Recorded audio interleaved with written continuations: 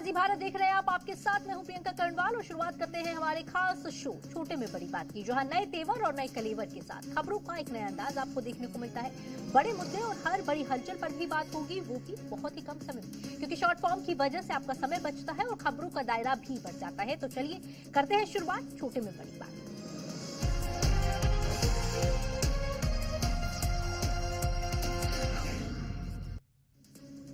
शुरुआत कनाडा से आई उस खबर के साथ जिसने भारतीयों की चिंता बढ़ा दी। राजधानी टोरंटो में एक हफ्ते के अंदर 2 भारतीय नागरिकों की हत्या के बाद हड़कंप मच गया। पहली हत्या 30 साल की भारतीय महिला हिमांशु खुराना की हुई, जबकि दूसरी हत्या 20 साल के मेडिकल स्टूडेंट की हुई है। क्योंकि ये दोनों घटनाएं टोरंटो में हुई, इसीलिए आशंका जाहिर की जा रही है कि इन दोनों हत्याओं के पीछे कोई लिंक तो नहीं। दरअसल यहाँ 23 दिसंबर को 20 साल के भारतीय स्टूडेंट शिवांक अवस्थी को यूनिवर्सिटी ऑफ टोरंटो में लाइफ साइंसेज में पीएचडी वो कर रहे थे, जिनकी गोली मारकर हत्या कर दी गई। जब तक पुलिस मौके पर पहुंचती, हमलावर यहाँ से भाग गया था। ऐसी एक घटना 19 दिसंबर को हुई, जहां 30 साल की हिमांशु खुराना की टोरंटो में हत्या कर दी गई। भले ही पुलिस इन दोनों हत्याओं को अलग अलग तरीके से देख रही हो, लेकिन एक हफ्ते में 2 भारतीयों की हत्या से शक गहरा रहा है। लेकिन टोरंटो पुलिस ने साफ कर दिया है कि दोनों मामलों के बीच कोई संबंध नहीं है और ये अलग अलग घटनाएं हैं। वहीं भारतीय छात्रों और समुदाय में विदेश में सुरक्षा को लेकर चिंता बढ़ गई है। हालांकि कॉन्सुलेट जनरल ऑफ इंडिया ने बयान जारी कर इस हमले की निंदा की और इस पूरे मामले में नजर बनाए हुए हैं। अरावली पर कांग्रेस ने मोदी सरकार के खिलाफ मोर्चा खोल दिया है। सदियों पुरानी पर्वत श्रृंखला के संरक्षण को लेकर केंद्र की स्पष्ट और निर्णायक रुख के बाद भी कांग्रेस का मोदी सरकार के खिलाफ अभियान जारी है। यही कारण है कि आज कांग्रेस के नेता सचिन पायलट के नेतृत्व में अरावली बचाओ यात्रा निकाली गई है। सरकार के खिलाफ इस अभियान में भारी संख्या में लोग मौजूद रहे, तो वहीं इस दौरान सचिन पायलट ने सरकार पर अवैध अतिक्रमण पर भी हमला बोला। सैकड़ों जगह अरावली के पर्वतों में अवैध खनन चल रहा है। बच्चा जानता है। आप कोर्ट में क्या हलफनामा देते हो अलग बात है, आप धरातल पर जाकर देखो। आपको बता दें कि अरावली पर सरकार का फैसला लेते हुए किसी भी नए खनन पर रोक लगा दी गई है, लेकिन विपक्ष अभी भी सरकार से अवैध खनन पर रोक लगाने की मांग कर रहा है। उन्नाव बलात्कार मामले में दोषी करार दिए गए कुलदीप सेंगर को सशर्त जमानत मिलने के बाद विरोध और बढ़ गया है। इससे नाराज दिल्ली महिला कांग्रेस समेत कई महिला संगठनों ने जमकर प्रदर्शन किया और सरकार के खिलाफ नारेबाजी। ये विरोध और हंगामा 2017 के उन्नाव बलात्कार मामले में दोषी कुलदीप सिंह सेंगर के खिलाफ है, क्योंकि दिल्ली हाईकोर्ट ने उम्र कैद की सजा को निलंबित सशर्त जमानत दे दी है, जिसके बाद दिल्ली महिला कांग्रेस और दूसरे महिला संगठनों ने मिलकर प्रदर्शन किया है। इसी कोर्ट से हुआ, इसी माननीय कोर्ट से हुआ, राइट? तो हम यहीं तो आएंगे, जहां पर गलत हुआ वहीं से तो न्याय लेंगे। तो वहीं प्रदर्शन बढ़ता देखकर दिल्ली हाईकोर्ट के बाहर अर्धसैनिक बलों को तैनात कर दिया गया है और प्रदर्शनकारियों को वहां से जाने के लिए कहा गया है। तुरंत यहाँ से प्रोटेस्ट को खत्म कीजिए, वरना 5 मिनट के बाद आपके खिलाफ कानूनी कार्रवाई की जाएगी। दिल्ली में गंभीर वायु प्रदूषण के बीच सियासत का अब दम घुट रहा है। आम आदमी पार्टी और दिल्ली के उपराज्यपाल के बीच राजनीतिक टकराव तेज हो गया है। इस बीच आप ने एक पोस्टर जारी कर एलजी पर निशाना साधा और दिल्ली के उपराज्यपाल को गुजनी बताते हुए एक पोस्टर भी शेयर किया गया। लिखा कि एलजी की याददाश्त चली गई है। साथ ही तंज भरे लहजे में आपने पोस्ट करके एलजी को गलत व्यक्ति को पत्र लिखने वाला बताया। सोशल मीडिया पर बताया गया कि प्रदूषण पर उपराज्यपाल ने केजरीवाल को पत्र लिखा है। इस प्रदूषण ने एलजी की मेमोरी पर असर डाला है। दरअसल हाल ही में उपराज्यपाल ने केजरीवाल को एक पत्र लिखकर 11 साल में दिल्ली की हालत पर उनकी आलोचना की है और साथ ही उन पर लापरवाही का आरोप भी लगाया था। इसी पर आम आदमी पार्टी ने अब उपराज्यपाल पर निशाना साधा है और इस पर बीजेपी ने भी इसका करारा जवाब दिया है। दिल्ली को बर्बाद करने के बाद, दिल्ली में करारी हार के बाद अगर कोई दिल्ली को भूला है तो वो अरविंद केजरीवाल है। तो गजनी का चरित्र अरविंद केजरीवाल के लिए सूट करता है। तो वहीं दिल्ली प्रदूषण पर सेंटा का वीडियो बनाने पर सौरभ भारद्वाज समेत आपके 3 नेताओं पर एफआईआर दर्ज की गई। 10 नवंबर को देश की राजधानी दिल्ली आतंकी हमले से दहल गई थी और एक बार फिर दहशतगर्द हमलों को अंजाम देने के फिराक में है। लेकिन इस इनपुट के बाद पुलिस अलर्ट मोड पर है और सुरक्षा घेरा ऐसा है कि अब कोई परिंदा भी पर नहीं मार पाएगा। 4 दिन बाद नए साल का जश्न मनाया जाएगा और उसी जश्न में खलल डालने की कोशिश में आतंकी लगे हुए हैं। दिल्ली पुलिस को ये इनपुट मिला है कि आतंकी नए साल पर आतंकी वारदात को अंजाम दे सकते हैं। ऐसे में दिल्ली को अभेद्य किले में तब्दील कर दिया गया है। लाल किले के सामने चेक पोस्ट कमांडो तैनात है। डॉग स्क्वाड की टीम अलर्ट मोड पर है, तो वहीं बम डिटेक्टर और मेटल डिटेक्टर से जांच की जा रही है। की यही कोशिश है कि किसी भी तरीके से जो आतंकी हैं वो अपने मंसूबों में यहाँ पर कामयाब ना हो पाए। उसको लेकर के यहाँ पर डॉग स्क्वाड है, वो भी पुलिस का लगातार यहाँ पर काम कर रहा है। दिल्ली का ये वही इलाका है जहाँ कुछ दिन पहले आतंकी ने कई मासूमों की जान ले ली थी, लेकिन अब पुलिस ने इस पूरे इलाके की निगरानी शुरू कर दी है और आतंकी जो कि नापाक मंसूबों में लगे हैं वो कभी इसमें कामयाब नहीं हो पाएंगे। बिहार के पूर्णिया में क्रिसमस के दिन 19 परिवारों ने ईसाई धर्म छोड़कर हिंदू धर्म में वापस कर ली। सभी ने एक दशक पहले ईसाई धर्म अपना लिया था, जिनकी विश्व हिंदू परिषद और बजरंग दल की ओर से आयोजित एक कार्यक्रम के दौरान घर वापसी कराई गई। हवन हो रहा है, मंत्र पढ़े जा रहे हैं और सैकड़ों लोग जमीन पर बैठे इस हवन में पूजा कर रहे हैं और हवन में आहुति दे रहे हैं। दरअसल ये वही 108 लोग हैं जिन्होंने करीब 10 से 12 साल पहले ईसाई धर्म अपना लिया था, जिसकी घर वापसी के लिए इस धार्मिक अनुष्ठान का आयोजन किया गया। लेकिन घर वापस आए लोगों ने आरोप लगाया कि उन्हें डरा धमकाकर उनका धर्म परिवर्तित करवाया गया था। तो हमको मारने का धमकी दिया, बोले बांस लेके मारेंगे, तलवार लेके बोले काट देंगे। इसके साथ ही हिंदू धर्म में वापस आए लोगों ने ये भी कहा कि उन्हें अपनी गलती का एहसास हो गया है, तो उन्होंने स्वेच्छा से घर वापसी का फैसला लिया। लेकिन जिस तरह से 100 से ज्यादा लोगों ने घर वापसी की है, उससे समाज को एक बड़ा संदेश मिल गया है। केंद्रीय गृह मंत्री अमित शाह की हनुमान भक्ति किसी से छिपी नहीं है। वो जब भी कहीं जाते हैं, अगर वहां हनुमान मंदिर है तो शाह उनके दर्शन करने जरूर जाते हैं। ऐसा ही कुछ हुआ मध्य प्रदेश के ग्वालियर में, जब वो घंटियों की आवाज सुनकर संकट मोचन हनुमान मंदिर पहुंच गए। तस्वीरें ग्वालियर के तबेला स्थित हनुमान मंदिर के हैं, जहां पर गृह मंत्री अमित शाह और सीएम मोहन यादव हनुमान की भक्ति में लीन दिखाई दी। दरअसल अमित शाह मध्य प्रदेश के ग्रोथ समिट 2025 में शामिल होने के लिए ग्वालियर पहुंचे थे। इसी दौरान वो हनुमान मंदिर के सामने से गुजर रहे थे और जैसे ही उन्हें जानकारी लगी, उन्होंने तुरंत काफिला रुकवाकर मंदिर जाने की इच्छा जताई। इसके बाद वो मंदिर पहुंच गए। गृह मंत्री जी आए थे, भारत के गृह मंत्री अमित शाह जी। हालांकि ये बिल्कुल पहला मौका नहीं है। कुछ महीने पहले जब वो असम दौरे पर थे, उस दौरान भी उन्होंने भगवान हनुमान के चरणों में मत्था टेका था। तो वहीं 2024 में मध्य प्रदेश के इंदौर दौरे के दौरान भी पीतेश्वर मंदिर में पूजा अर्चना की थी। ठीक 5 दिन बाद 2025 चला जाएगा और 2026 आ जाएगा। साथ ही आ जाएगा चुनाव की तैयारियों को पुख्ता करने वाला साल, जिसमें सभी राजनीतिक पार्टियां मिशन 2027 के लिए रणनीति तैयार कर अपने लिए सत्ता तक पहुंचने का रास्ता तलाशेंगी। 2027 का चुनाव कई मायनों में खास है, क्योंकि बीजेपी जीत की हैट्रिक लगाना चाहेगी, अखिलेश फिर से सत्ता में आना चाहते हैं, तो बीएसपी अपनी खोई हुई जमीन को पाने की कोशिश करेगी और कांग्रेस फिर से वो सम्मान हासिल करना चाहेगी जो करीब 5 दशक पहले था। 2027 का चुनाव बीजेपी के लिए बड़ी चुनौती है, क्योंकि तीसरी बार जीत हासिल करना वो चाहती है और पंचायत चुनाव में पार्टी की तैयारियों का भी इससे पता चलेगा। तो अखिलेश इस बार पीडीए के भरोसे एक बार फिर से सत्ता का स्वाद चखना चाहते हैं, लेकिन 2026 में सबसे बड़ी चुनौती मायावती के लिए है। पार्टी में कोई दूसरा बड़ा नेता नहीं है, ये 2007 से सत्ता से बाहर है। ऐसे में चुनौती कांग्रेस के लिए भी कम नहीं, क्योंकि 1967 के बाद से कांग्रेस यूपी में हाशिए पर है।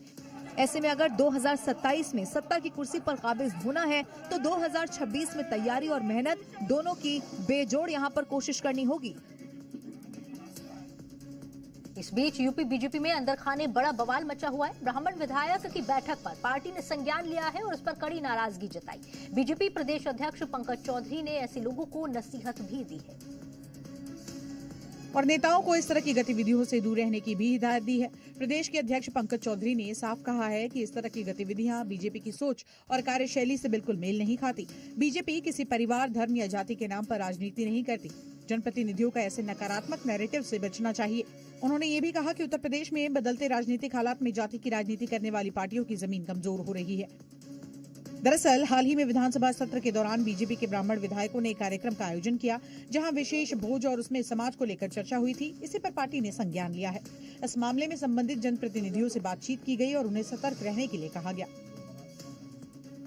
बिहार की राजनीति का पावर सेंटर अब बदल गया है। 10 सर्कुलर रोड से लालू परिवार ने अपना सरकारी आवास खाली कर दिया है। गुरुवार देर रात राबड़ी आवास से सामानों की शिफ्टिंग की गई और छोटी छोटी कई गाड़ियों से सामानों को निकलता देखा गया। इन गाड़ियों से सामान को गोला रोड मौजूद गौशाला में शिफ्ट किया गया। इसके बाद इन सामानों को दूसरी जगह भेजा जाएगा। छोटी गाड़ियों से पौधे और गार्डन के कई सामान निकलने की तस्वीरें आ गई हैं। कि शिफ्टिंग ऐसे वक्त हो रही है जब आरजेडी सुप्रीमो लालू प्रसाद यादव दिल्ली में हैं, तेजस्वी भी बाहर हैं। हालांकि आरजेडी की तरफ से फिलहाल सामान शिफ्ट किए जाने को लेकर कुछ कंफर्म नहीं किया गया। वहीं बीजेपी ने रात के अंधेरे में सामान शिफ्ट करने को लेकर सवाल उठाए। पूछ लिया कि ऐसा क्या सामान था जो कि आधी रात को ही शिफ्ट करना पड़ा। आपको बता दें कि 20 साल के बाद लालू परिवार को सरकारी आवास खाली करने का नोटिस मिला। 1 महीने पहले 25 नवंबर को बिहार भवन निर्माण विभाग ने ये नोटिस भेजा था। उत्तर प्रदेश पुलिस अपराधियों के खिलाफ ऑपरेशन लंगड़ा चला रही है और अब टारगेट पर साइबर गैंग है जो प्रदेश में लगातार लोगों को अपना शिकार बना रहा था। उसके खिलाफ अब पुलिस ने पीतल वाला ऑपरेशन लॉन्च कर दिया है। मथुरा का ये 25,000 का इनामी कैफ है जिसने कई साइबर ठगी को अंजाम दिया, लेकिन अब पैरों पर चलने लायक नहीं है। आरोपी को चलने के लिए पुलिस के कंधों का सहारा लेना पड़ रहा है। आरोपी इतना शातिर था कि देसेरस के जंगलों में छिपकर फर्जी सिम के जरिए देश के कई राज्यों के लोगों को निशाना बनाता था। आरोपी नकली अधिकारी और परिचित बनकर वारदात को अंजाम देता था, लेकिन अब योगी फोर्स ने इसका पीतल वाला इलाज कर दिया है।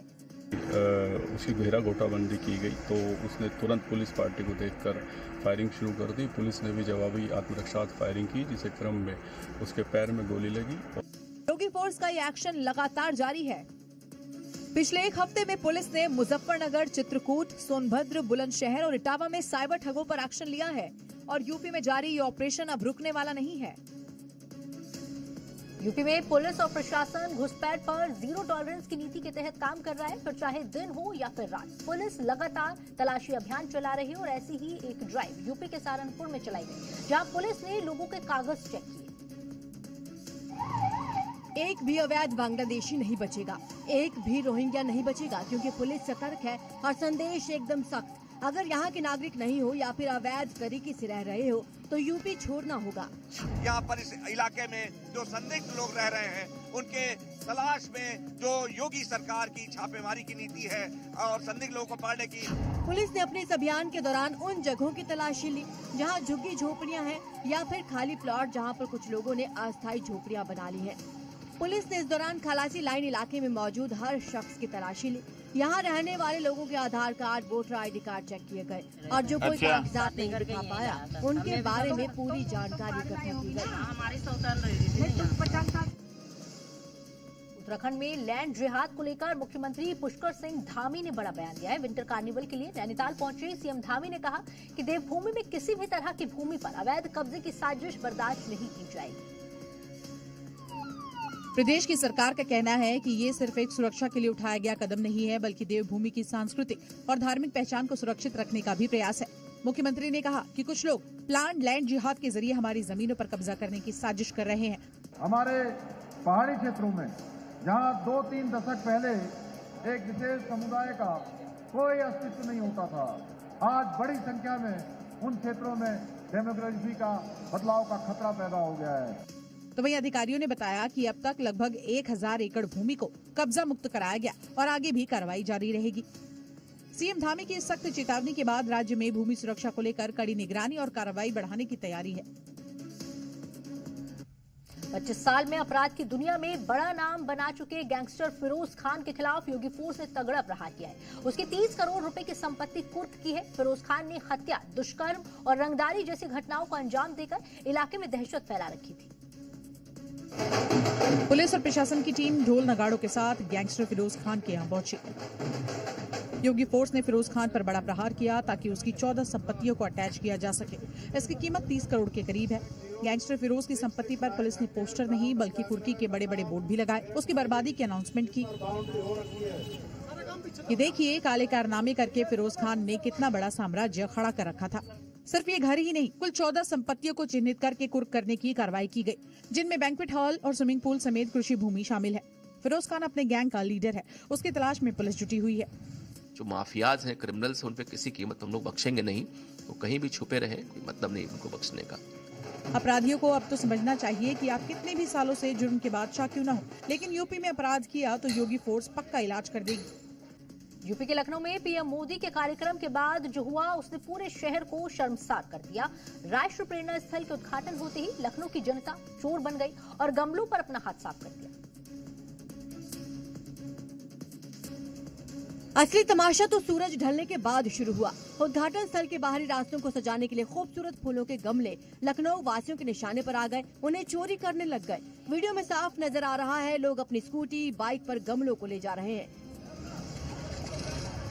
देखिए कितनी बेशर्मी से ये महिला हंसते हुए गमले उठाती है और चली जाती है। रात को ये गमले चोरी कर रहे थे। हैरानी की बात यह कि लोग सुबह भी गाड़ियों में सवार होकर प्रेरणा स्थल पहुंच गए, बिना डर संकोच के सार्वजनिक संपत्ति को अपना समझकर घर ले जाने लगे। गमले के साथ पीएम मोदी और सीएम योगी के कटआउट्स भी लोग अपने कंधे पर लाद कर ले जाते दिखे। यूपी के सीतापुर में लिबर्टी शोरूम के मैनेजर को टूटी चप्पल ना बदलना भारी पड़ गया। उपभोक्ता फोरम ने मैनेजर उस्मान के खिलाफ एनबीडब्ल्यू वारंट जारी करते हुए 2 जनवरी को कोर्ट में पेश होने का सख्त आदेश दिया है। 17 मई 2022 को आरिफ ने लिबर्टी के एक शोरूम से 1700 रुपए की चप्पल खरीदी थी। यहाँ के शोरूम मैनेजर मोहम्मद उस्मान ने चप्पल पर 6 महीने की गारंटी दी थी, लेकिन चप्पल 1 महीने में ही टूट गई। जब इसके बाद वो शोरूम गया और चप्पल बदलने की बात कही तो इस पर पहले शोरूम के मैनेजर ने टाल मटोल की। बहुत कहने के बाद मैनेजर ने चप्पल तो रख ली, लेकिन न उसने चप्पल दी और न ही पैसे लौटाए। आरिफ ने जिला उपभोक्ता फोरम में शिकायत की। उपभोक्ता फोरम ने शोरूम के मैनेजर मोहम्मद उस्मान को कई बार नोटिस भी भेजा, लेकिन वो कभी भी हाजिर नहीं हुआ। और अब उपभोक्ता फोरम ने शोरूम मैनेजर उस्मान के खिलाफ गैर जमानती वारंट जारी करते हुए 2 जनवरी को पेश होने का आदेश दिया है।